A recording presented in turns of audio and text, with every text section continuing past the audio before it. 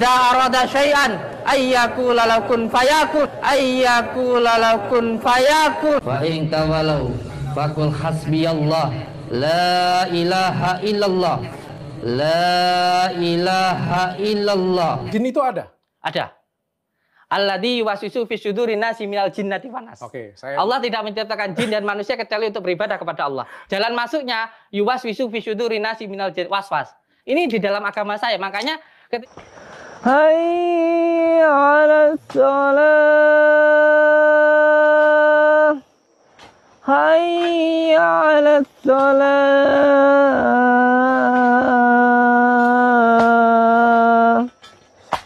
hayya 'alal falah hayya 'alal falah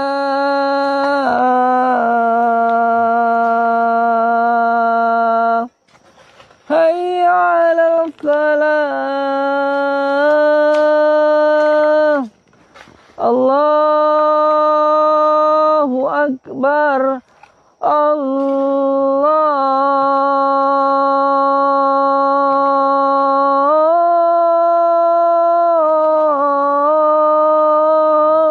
akbar. La ilaha illallah. Sebentar. Ini azan di bagian hayya 'alal falahnya kok bisa 3 kali ya sahabat? Mungkin sahabat ada yang bisa menjelaskan di kolom komentar.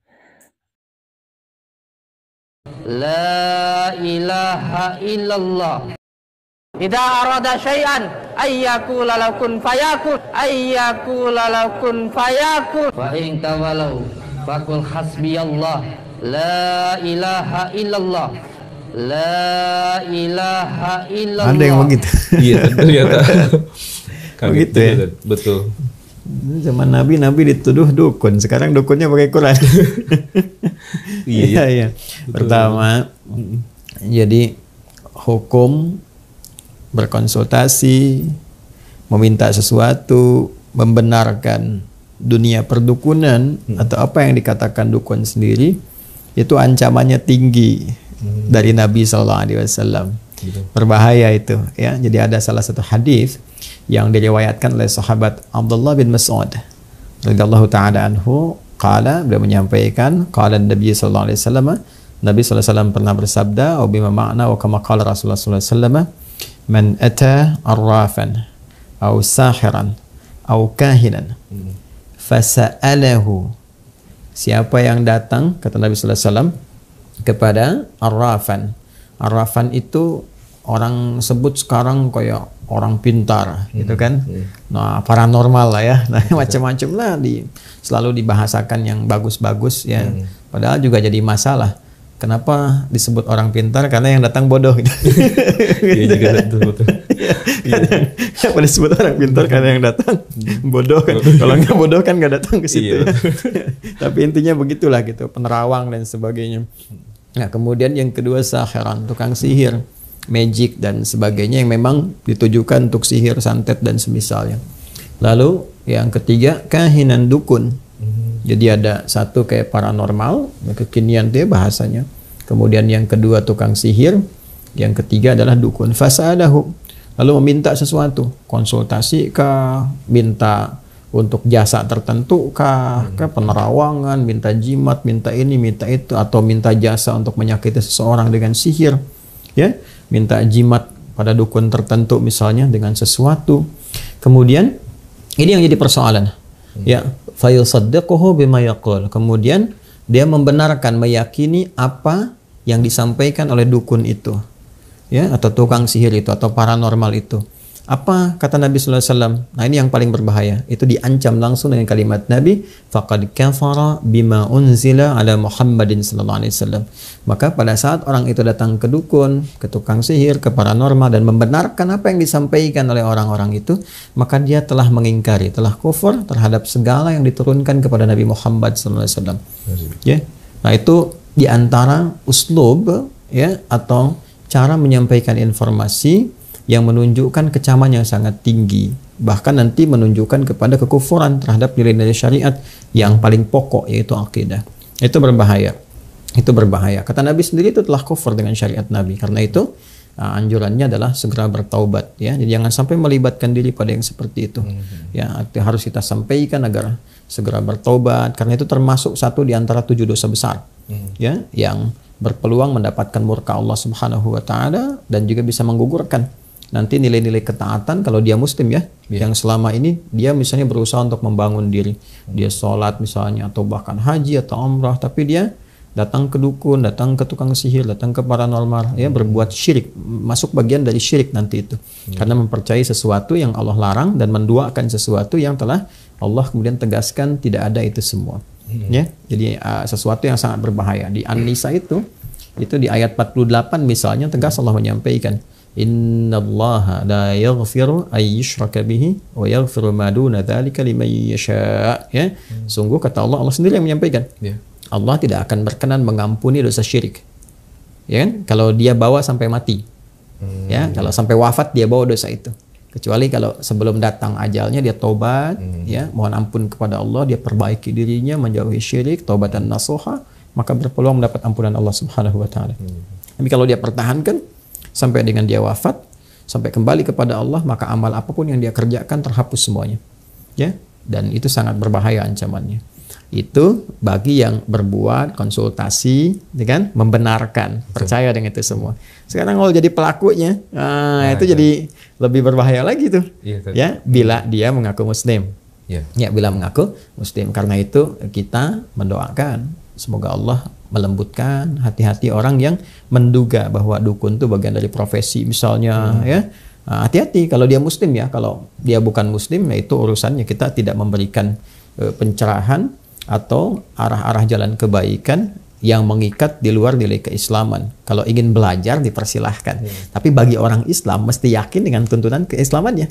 Ya, mesti yakin dengan pedoman keislamannya. Nah, di tuntunan keislaman itu tidak boleh menjadi dukun. Jadi kalau ada orang Islam menganggap bahwa dukun bagian dari profesi, itu dosanya besar. Apalagi kalau jadi dukun. Nah, yang paling menarik tuh begini. Dulu Nabi Muhammad SAW saat diturunkan Al-Quran kepada beliau sebagai pedoman berkehidupan, itu ada yang menduga sebagian dari masyarakat di sekitaran Mekah yang ingkar pada masa itu, menduga bahkan menuduh Nabi Muhammad itu dukun. Penyihir tadi.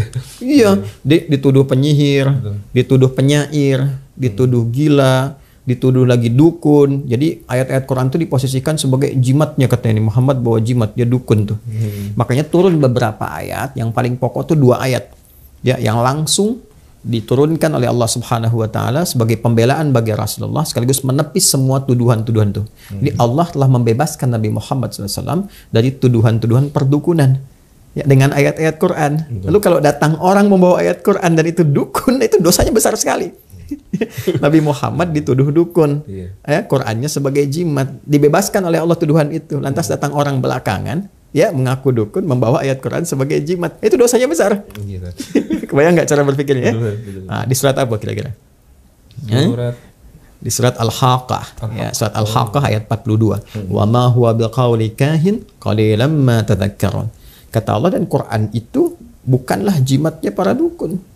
Ya, Quran bukan perkataan dukun, apalagi digunakan misalnya, ya, untuk magic tertentu atau ini dan itu dan sebagainya yang dipahami sebagai bagian dari perdukunan, itu nggak boleh. Qalilan ma tadhakkarun. Orang-orang yang berpraktek seperti itu, kata Quran, itu nggak pernah zikir tuh orangnya. Ya, qalilan itu kalau pakai ma, itu kesannya nggak pernah. Ya, kayak orang Arab bilang begini misalnya, qallama ta'tina atau qallama tazuruna. Kayaknya kamu qallama itu kan diartikan sedikit, ya, dikit sekali datangnya, gitu kan, dikit sekali ngunjungin saya ke sini. Nah, itu terjemahan bebasnya. Tapi secara balaghah kata qallama ta'tina itu atau qalilan ma itu menunjukkan nggak pernah. Jadi kalau seseorang sudah berbuat maksiat, itu pasti implikasi terbesarnya kesolehannya akan menurun. Ya, karena salah itu lawannya soleh. Jadi kalau solehnya naik, salahnya turun. Kalau salahnya naik, solehnya turun. Ya, makanya orang-orang munafik itu sedikit zikirnya.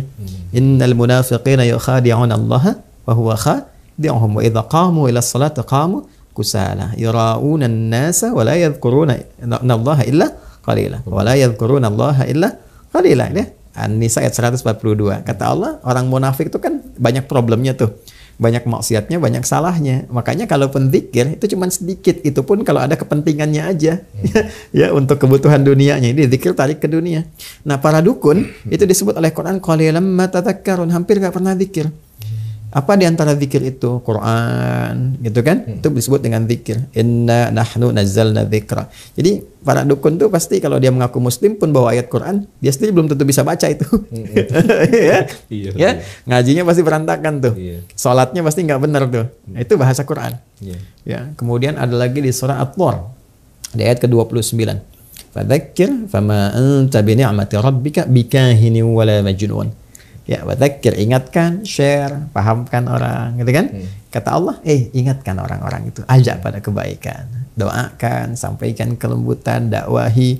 Kamu itu telah mendapatkan nikmat Allah. Kata Allah Subhanahu wa taala, Muhammad SAW, engkau dengan nikmat Rabbmu itu diberikan kenikmatan besar. Dengan nikmat itu, engkau bukanlah seorang dukun. Kau bukan pula orang-orang yang terduga mengalami penyakit jiwa, gitu kan, disebut gila dan sebagainya. Engkau bukan itu. Engkau adalah orang yang mendapatkan kelengkapan nikmat dari Allah Subhanahu wa taala. Jadi artinya hal-hal yang berdekatan dengan dukunisme, ya, paranormalisme, sihirisme dan sebagainya, itu menjauhkan seseorang dari nikmat Allah Subhanahu wa taala. Dan kenikmatan terbesar itu ketika seorang hamba tersambung dengan Allah lewat zikir. Paham nggak? Ngerti ya? Jadi yang begitu satu diabaikan. Sekalipun seseorang dia mengenakan misalnya perangkat-perangkat keagamaan, keislaman dan sebagainya, tapi membawa risalah-risalah, informasi, ajaran-ajaran yang bertentangan dengan nilai keislaman, jauhi. Yang kedua, doakan, karena dia pun selama hidup masih punya hak untuk menjadi soleh. Ya, kita bantu supaya bertobat, mengarah pada yang baik, belajar kepada guru yang benar, sehingga itu menjadi perubahan pada dirinya dan mendorong orang-orang yang menganggap itu profesi dari teman-temannya untuk bertobat, kembali pada jalan kebaikan. Ya, kalau ada yang soleh, kenapa pilih yang salah? Rizki dijamin nggak oleh Allah? Dijamin. Diberikan nggak? Diberikan. Terus yang menjaga kita siapa? Allah. Yang merawat kita siapa? Allah. Allah memberi jalan yang baik tidak? Kalau ada jalan yang baik, kenapa membeli yang buruk? Betul. Betul. Paham ya? Iya, paham. Alhamdulillah. Cukup? Sangat cukup, Ustaz. Sangat cukup. Baik ya. Lebih dari Saya cukup. teruskan dulu ya. Siap, Ustaz. Syukuran, Ustaz. Terima kasih. Assalamualaikum. Waalaikumsalam warahmatullahi wabarakatuh.